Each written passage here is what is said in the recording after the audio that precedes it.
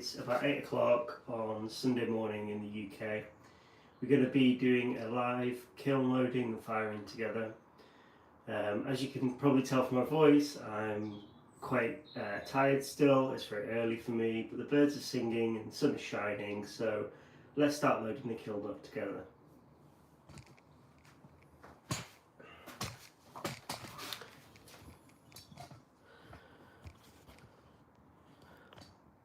So you can see here are all the things that we've got to load up today.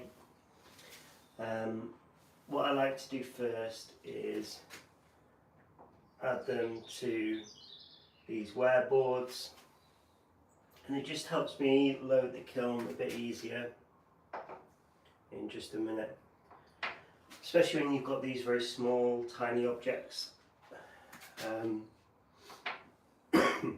The type of clay that we're firing today is earthenware, and we're doing a first bisque firing.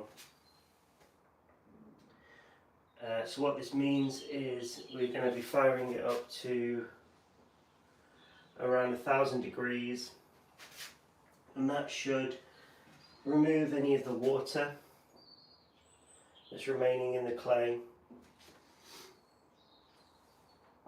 and it should keep the clay still very absorbent. We need the clay to be absorbent because the next stage will be glaze firing, and if the clay is still porous at that stage, when you apply the glaze, the water is then sucked into the clay body, and that's what adheres the glaze to its surface.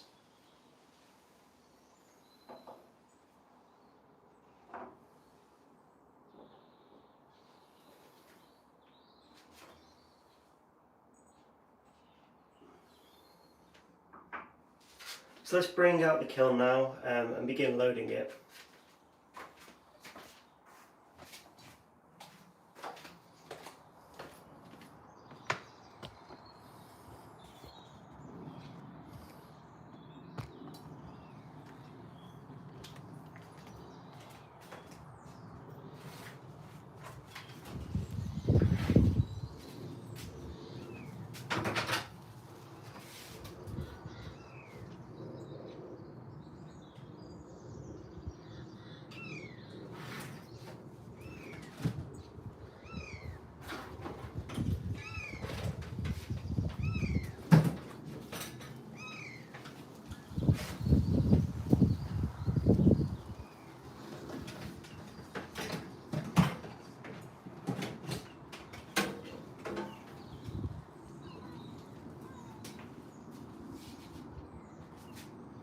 I want to make sure that the kiln is in the centre of the room, so that when it heats up it's not going to cause any problems.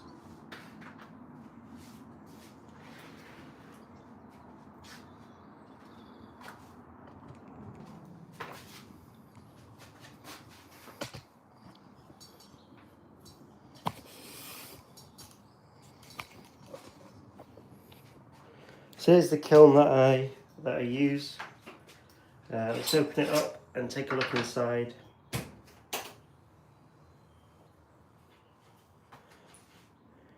As you can see, it's an electric kiln, and inside we've got a whole load of furniture.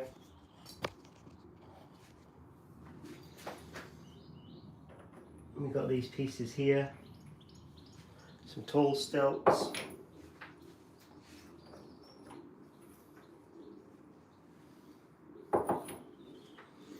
and then we've got some smaller stilts.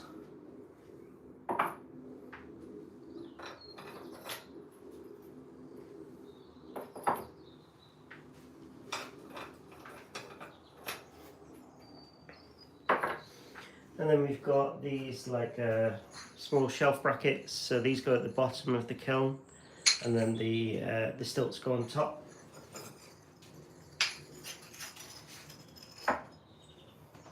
And then finally we've got some kiln shelves here.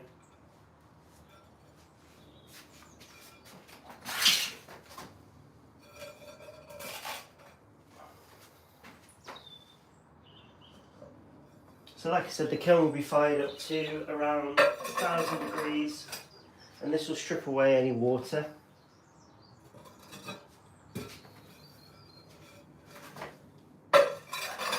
And then hopefully, if the kiln is nice and cool tomorrow, we'll do some glazing, and I'll show you guys that. And then hopefully a glaze firing later in the week. So the first thing we want to do is lay these kiln shelves down, because we don't want the pottery flat on the surface. We want to be able to have air kind of circulating all around. And then just put these little stilts. And that's now raised it off the floor. And then finally adding the kiln shelf on. So the kiln's now all prepped and we can start loading. This is quite a stressful time for me because the clay is really fragile still, and just the smallest bump can cause it to break.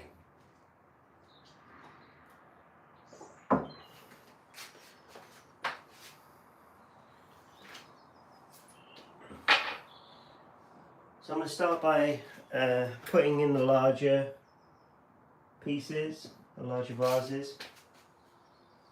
And the tighter we can pack the kiln, the cheaper it is to fire. And also it'll fire much better.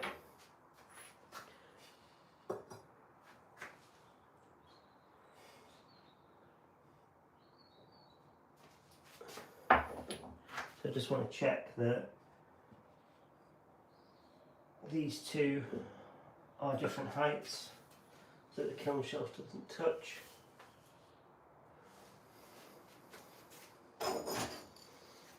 They're very similar, so I'm just going to put these little props down here like this, and that'll help me hold the kiln shelf up slightly higher above the height of this this vase here.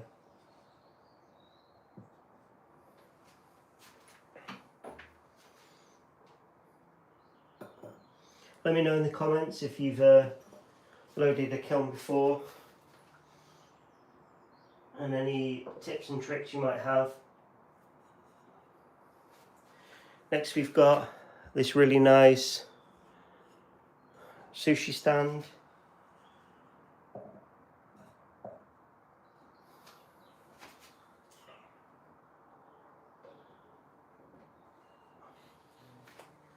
And another sushi stand here that will be fired.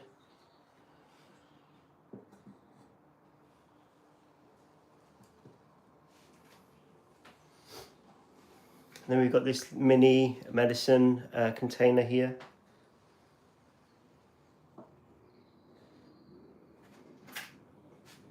So now we've got all the biggish pieces. Oh, I can see one more. Let me grab that.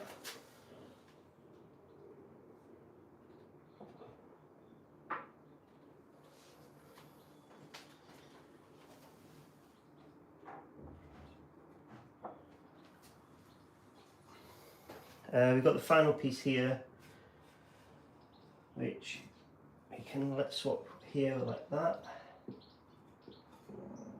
and that can go on top.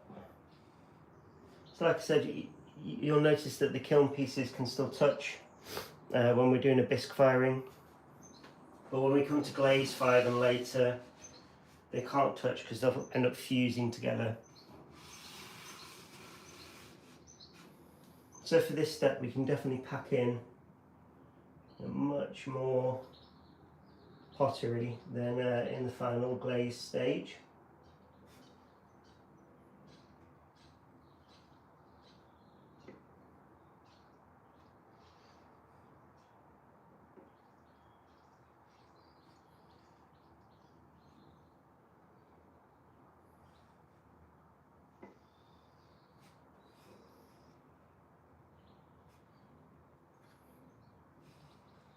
And at this stage, the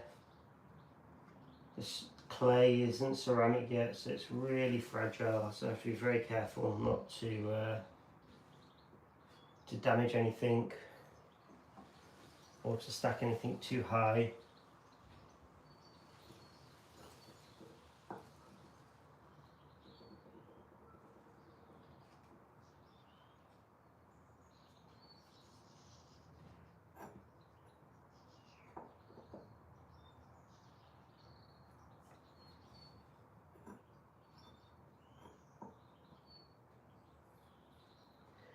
I just have to take my time and go really slowly.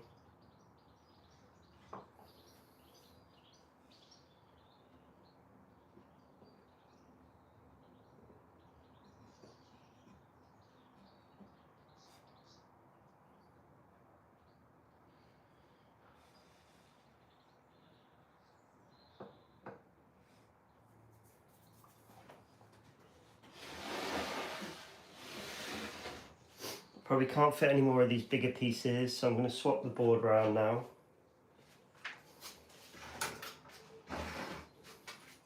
And bring in these more mini pottery pieces, and that'll help me to fill in the slots between all the bigger pieces that I've put down here. Especially these mini vases, they're great at just slotting them between the gaps.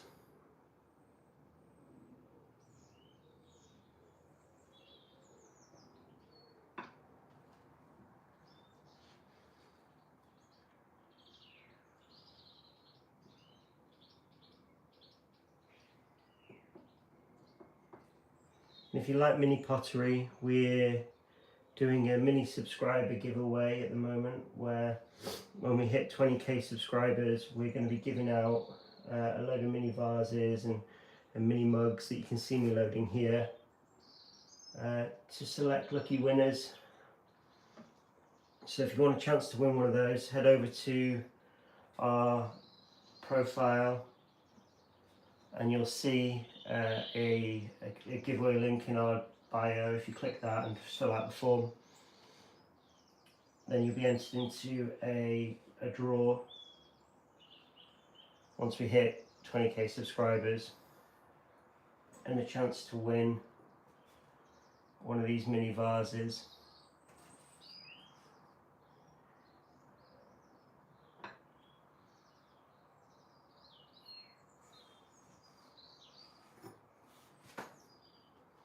As you can see, they're really great for packing between the kiln and getting in all those small gaps.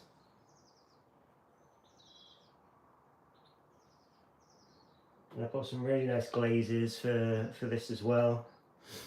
We've got a mini Le Creuset series that we did too. So part of that, I brought some oranges and some reds as well, which will look really nice. But it seems like the blues are the most popular, so I'll have to get more of that.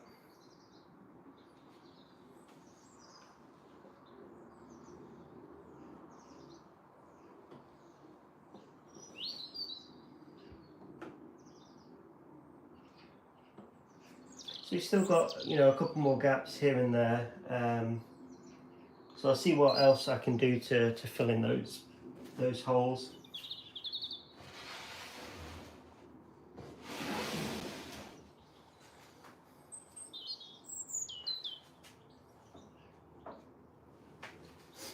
And if you're new to pottery, let me know in the comments below. It's all good. It's always good to see some fellow pottery enthusiasts. I think what I'll probably do in these smaller gaps is load up these tiny milk jugs that you can see here.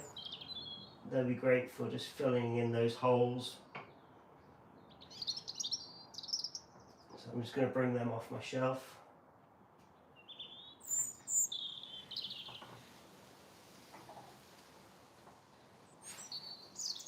And let's get them down in between. Yeah.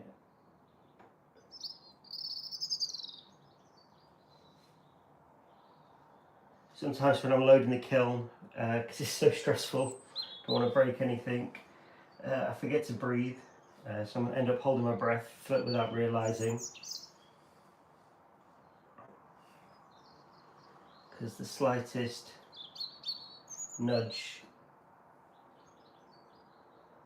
can knock everything out of place. Get some more of those tiny jugs.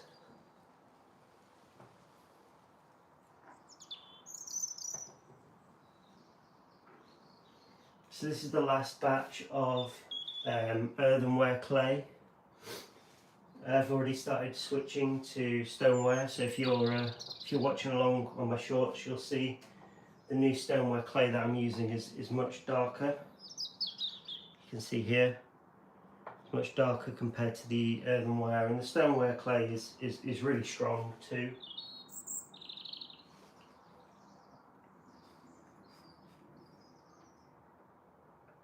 And it's been really interesting just learning a new type of clay.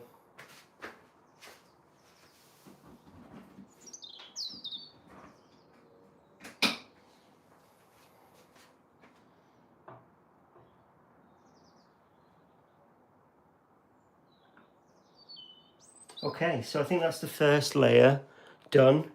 It's time to now add that second kiln shelf. And you'll see we've got the kiln props that are kind of spaced out 3, and that creates a really strong like tripod shape. Sometimes when you use 4, it can cause the kiln shelf to wobble, so 3 is probably the best.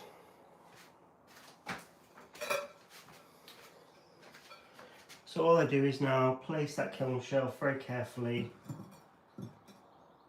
over the top like that. And I can continue to load the kiln. So you see here we've got a load of these test tiles. Sorry, I've missed everybody's comments. I've been so so focused on loading the kiln, but it's great to see everyone. Thanks for all the support in the live chat. But yeah, we've got these really nice test tiles, and what they'll do is I'll dip them in glaze, and then these become like a record for how the glaze interacts with the clay for future firing. This is the stoneware clay that I mentioned earlier. So next we're going to be loading up these worry stones. They're kind of really ergonomic, and they're just supposed to be kind of fiddled with like that. So we're going to load these in around the edge.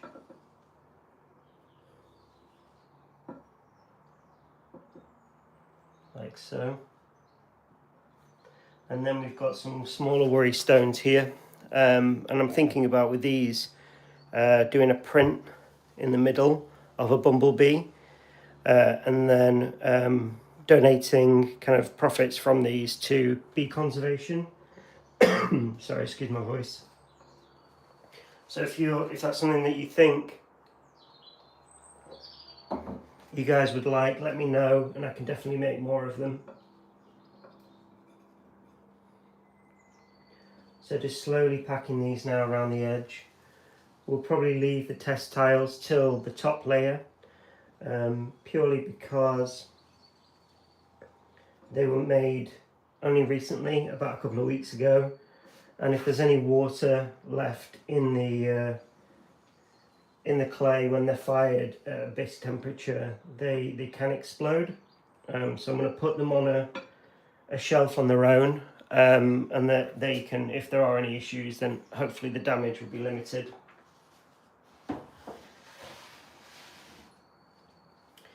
So here's some of those larger worry stones.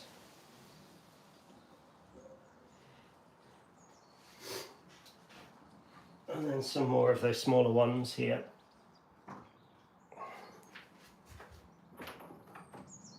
I think we'll try and get away with a smaller kiln stilt.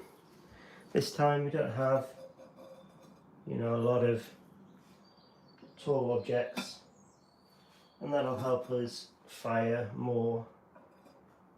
So you can see again, creating that triangle shape so that it really holds the kiln shelf in place nice and securely.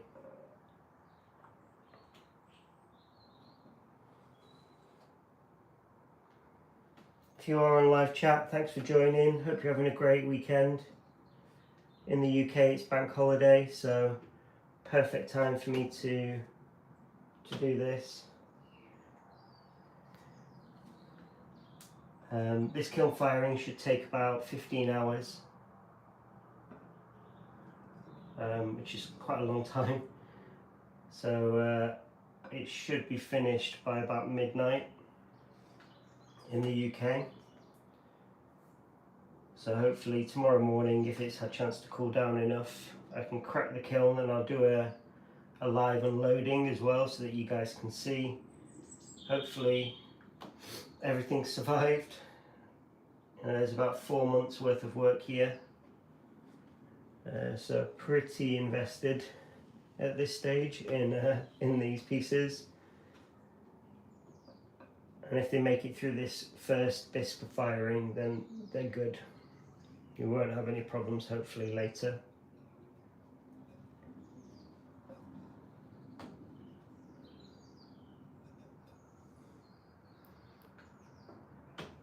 So if you're new to the live chat, welcome. We're just doing a live kiln loading. We're on shelf 2 at the moment. These are some worry stones that I've been making. We've got some test tiles here, but these are probably going to go on the top shelf for later.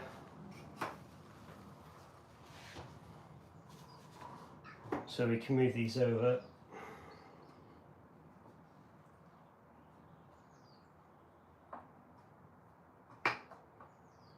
And these tiles are really brittle still. You know, if I drop one of these, they would end up shattering. The ceramic is still clay at the moment. It hasn't turned to ceramic.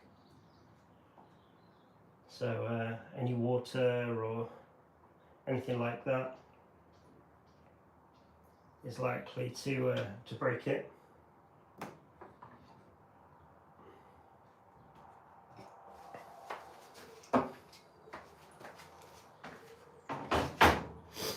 So I need to get some more pottery now because I've completely used my shelves.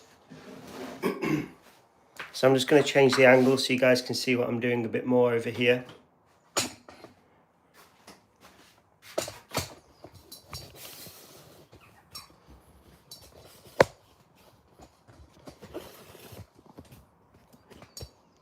There we go. Hopefully you all can see that.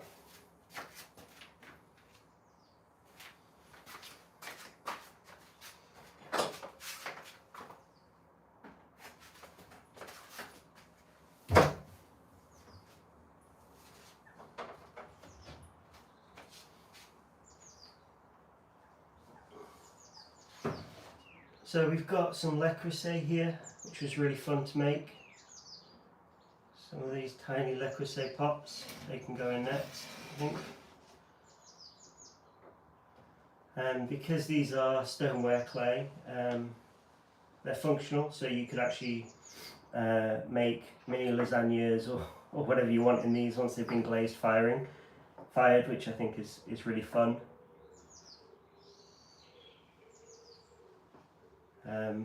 I specifically bought some red and yellow glazes so that we could get the, you know, that typical le creuset colour.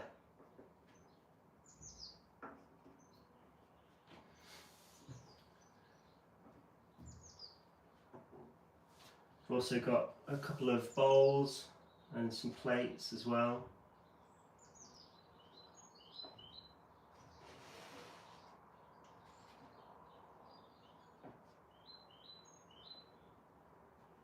Yeah, I've kind of gone full-blown mini pottery really with this kiln firing, so I hope you guys like it because there'll be lots available on the store, and we're also giving away some of this mini pottery to our subscribers as part of our 20k subscriber giveaway.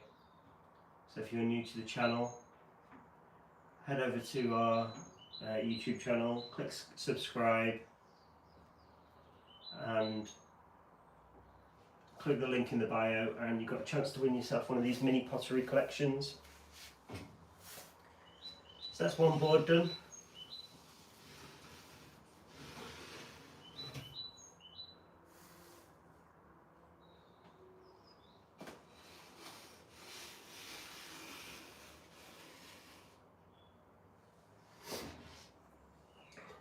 Let's do the next one.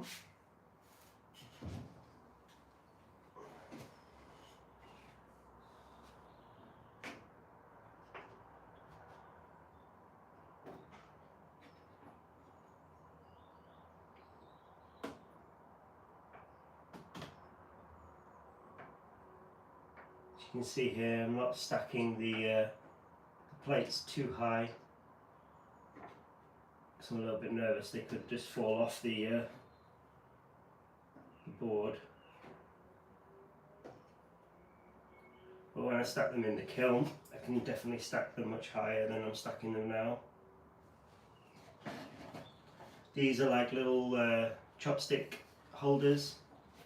I saw the style in like a Japanese restaurant in near where I live, and I thought they looked really cool, so giving them a go. They've got a slight indent in the middle, and that just allows the hot chopsticks to rest neatly. But when they're glazed, they're going to look completely flat. But that small divot will really help hold those chopsticks in place.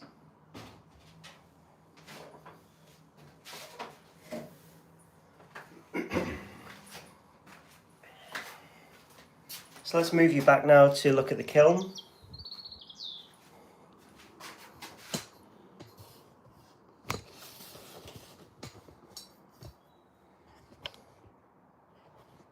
There we go.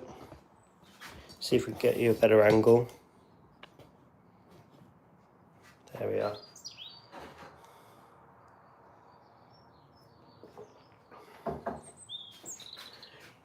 So first we're going to pop in these plates.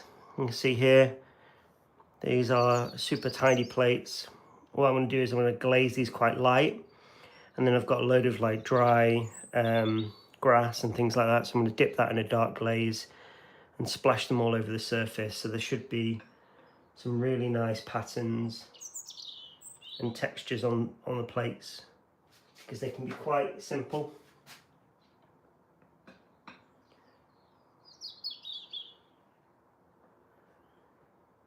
Just making sure that I'm not stacking these plates too high, because if they are too high, when I put the kiln shelf on, it will just crush them straight away. I won't even feel you know, resistance at all. It will just completely crush them.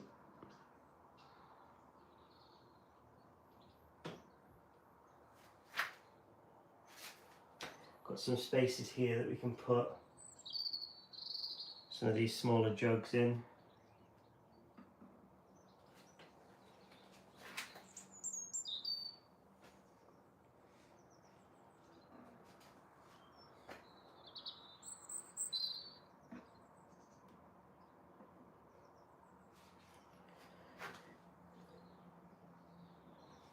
And I think we've got space for some of these little mini mugs. You can see here.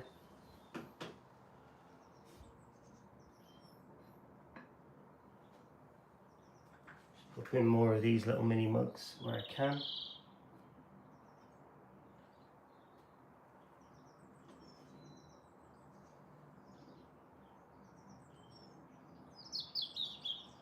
So we've got one shelf left. Sorry, 2 shelves left. So we're just over halfway, and as you can see, space really is a premium. So I'll add this next kiln shelf on now.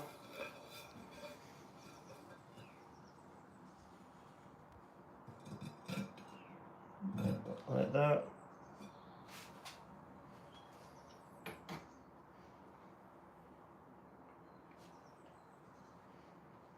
Probably going to give it some higher stilts, and that'll help me stack those plates slightly higher whilst hopefully giving enough space for those test tiles, which I'm just going to test now very quickly. I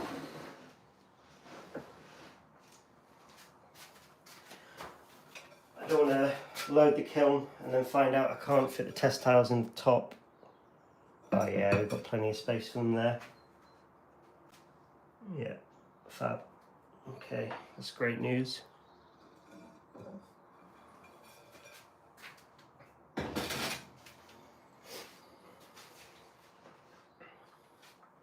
So that means we can stack those plates much higher now. So if you're new to the stream, welcome. Let us know in the comments where you're tuning in from today. We're just stacking up some of these really nice plates, these mini tiny plates that I've been creating. They're going to be glazed like a nice grey colour, a light colour, and then I'll be flicking some dried grass with some darker glazes on top of it onto the surface to create some really nice textures, with each one being completely unique. You'll see I'm stacking these quite high.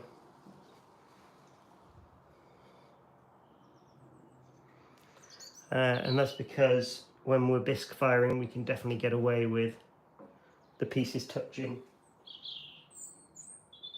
But when we come to glaze fire it later, nothing can touch.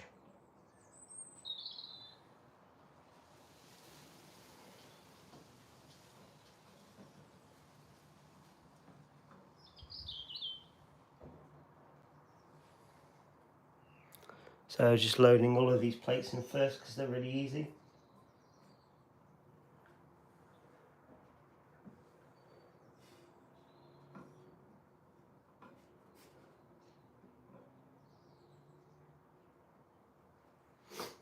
Next we're going to chuck in some of the bowls on top of the plates.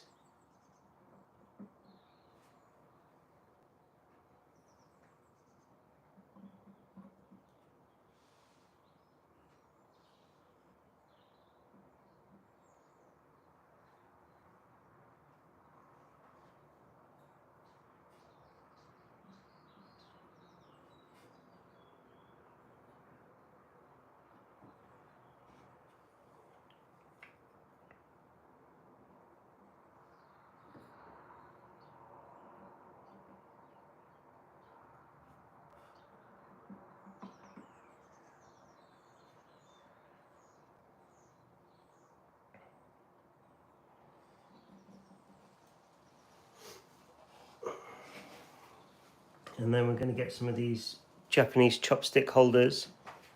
These have got a slight, don't know if you can see it on the camera, slight indent here.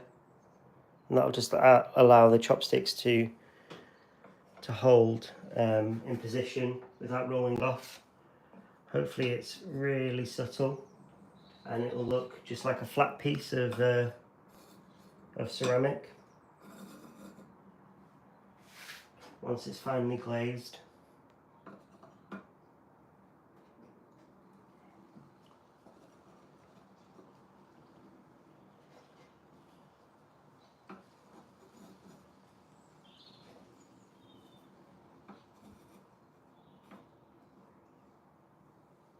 We've got a mini jug here, you can see. Just gonna pop that one right in there.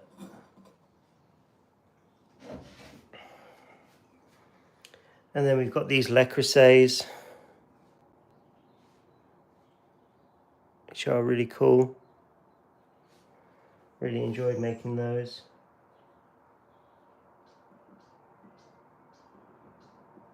See if I can balance them on these chopstick holders. No, not really.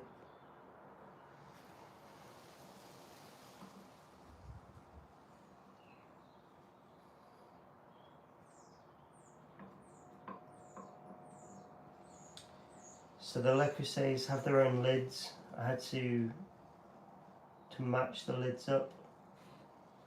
So it's important that I put them kind of together so that when I come to match the lids up later, they all fit perfectly.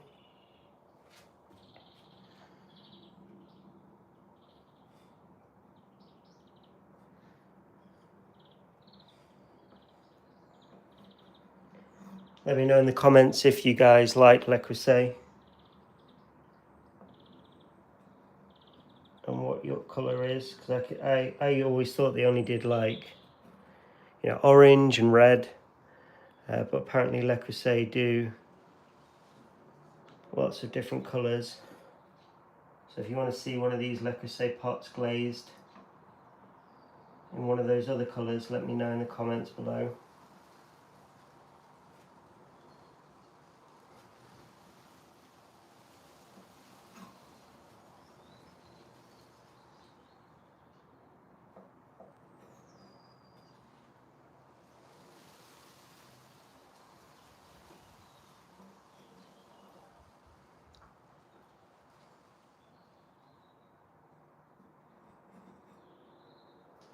Brilliant, so that's the 2 wearboards done. We've got a couple more mini mugs that we need to put in yet. So you can see these here. These are some of the mini mugs that we'll be giving away as part of our 20k subscriber competition. So if you're new to the channel, head over to our bio, give us a subscribe and fill out the form, and you'll be in a chance to win some of these mini mugs.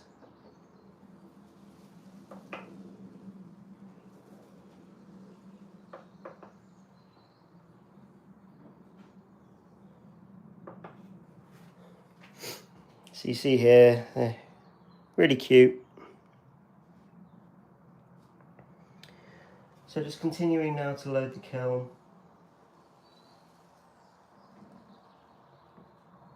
Stacking these quite high where I can.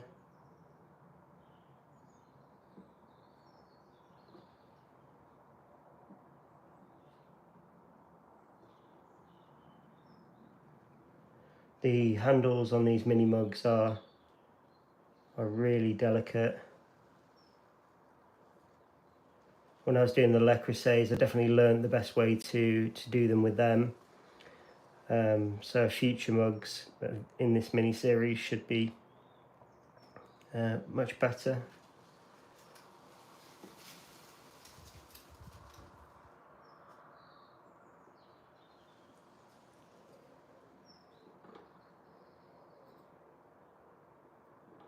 I thought I was going to have lots of free space in this kiln, but I actually think there's the risk that I've got too much stuff.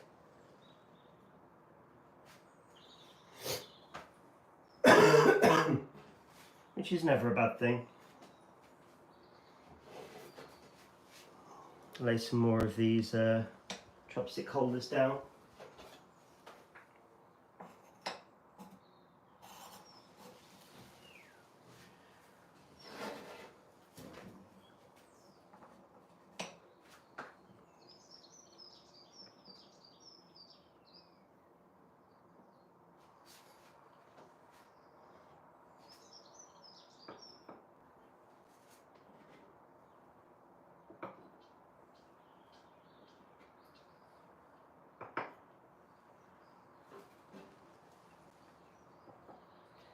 I'm hoping I can fit the balance of these mugs on this kiln shelf, and then I've got the last kiln shelf for all the test tiles. But it's going to be very tight.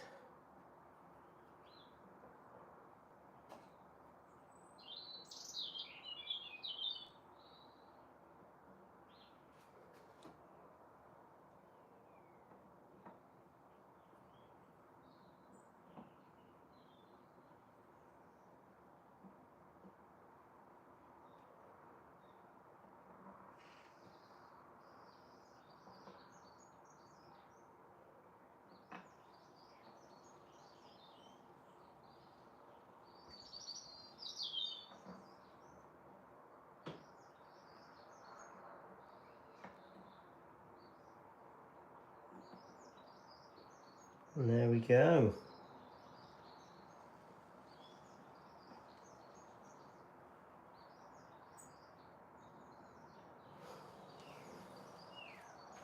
So that's all the mini pottery now loaded up.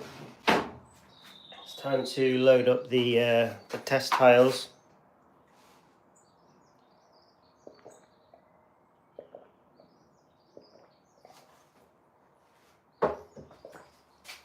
So we put the final kiln shelf on.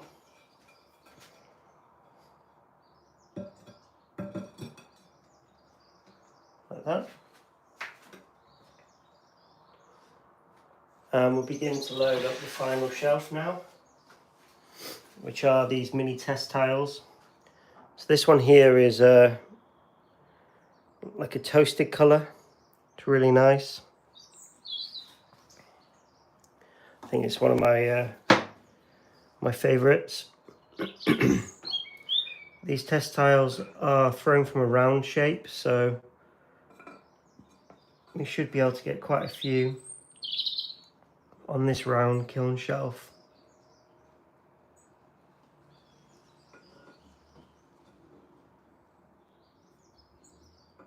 So this one is toasted. Like I said, toasted is probably my favourite because the colour looks really nice. I can't wait to see how it looks when it comes out of the kiln.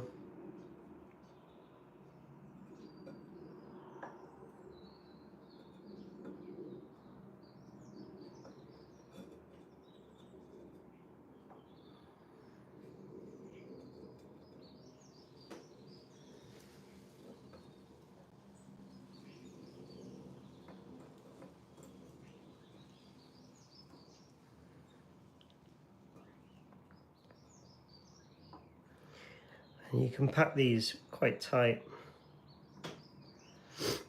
so hopefully there'll be enough space for all of them. The next test tile that we're going to load is this one, which is Vitreous Studio. I didn't really like the Vitreous Studio. I thought it was quite plasticky, whereas a lot of these test tiles had a bit of grog in them, and that made them much easier to throw with, much more responsive. But you'll notice if you've been watching along that the kiln firing is pretty much like a giant jigsaw puzzle. You're trying to put all of the pieces together and hopefully it all fits in. It's a beautiful morning in the UK. Hopefully wherever you guys are tuning in from is really nice too. Maybe you can pick up on the audio, the birds that are singing outside. Spring is definitely on its way, which is really nice. And it does make this stressful process slightly less stressful when the sun is shining and the birds are singing. Well, we're coming into the final stage now of loading this kiln up. And hopefully we can get it started firing today.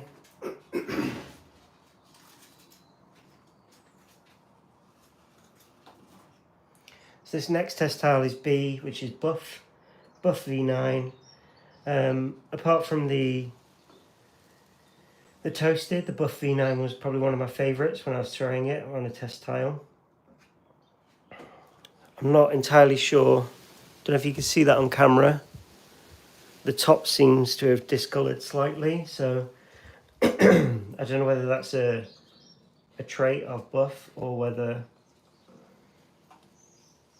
there's something in my studio that's making the tops discolour like that.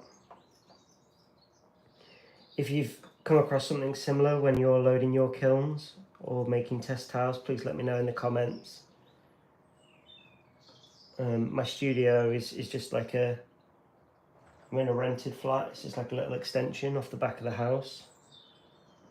So it does get a little bit wet, and the humidity in the studio can get quite big in kind of winter. So maybe that's what's caused the discoloration. And the final test tile is F, which is Special Fleck. Special Fleck was okay. It's probably my my third favourite out of the 4 clays that we tested.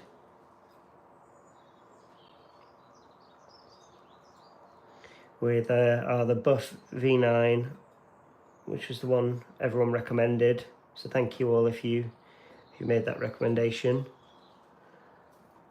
Or Toasted because of its colour.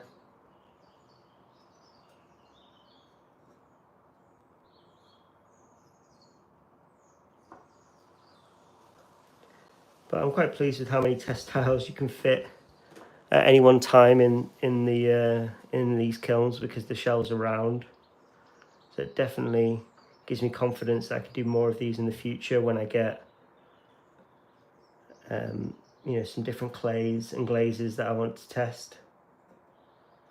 So the Buff V9 was a recommendation from my subscribers that they wanted to see me throw with and use. So if you do have any recommendations, I do try them, so let me know in the comments. And that brings us to the end of the kiln. So we do have a little bit of space, but I've got no more pottery left. Just have a quick look around in case I missed anything. What I'll probably do is just add the kiln shelves just to pad it out a bit, because the less space you have in here, the better it fires. So it's now time to close the lid, turn the power on, and start the firing, which I'm quite nervous about.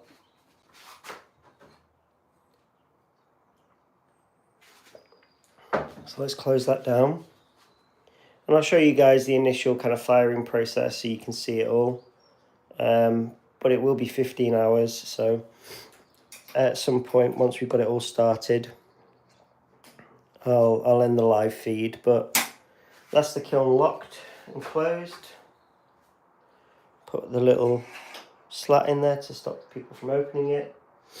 And I'm just going to change the position so you can see the settings for the kiln. Yeah, thanks Susan. I'll see you in 15 hours.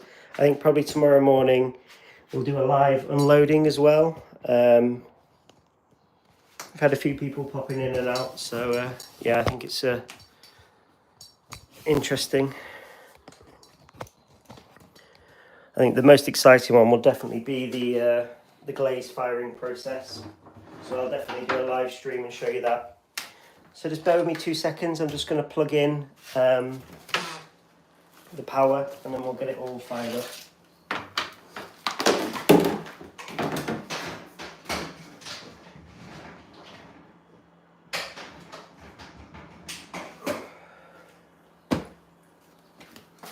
Okay, so that's the power on.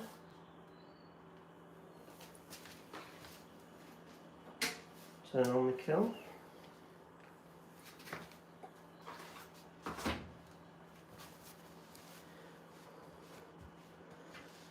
I'll zoom you in so you can see the panel a bit clearer. There we go. Hopefully you guys can see that. So select the language. It's already connected to my Wi-Fi.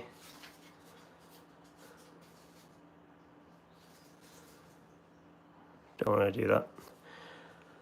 So this kiln's quite cool. We've got kind of a range of different preset ones. So I actually want to edit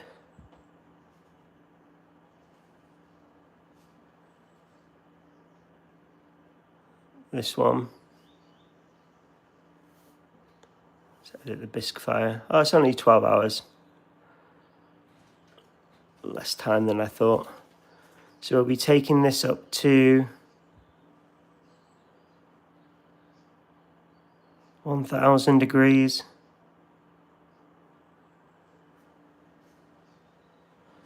And then we want it to hold 1000 degrees for an hour, for 20 minutes.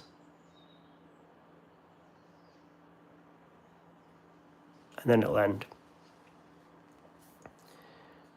Save that. Oh, change the name.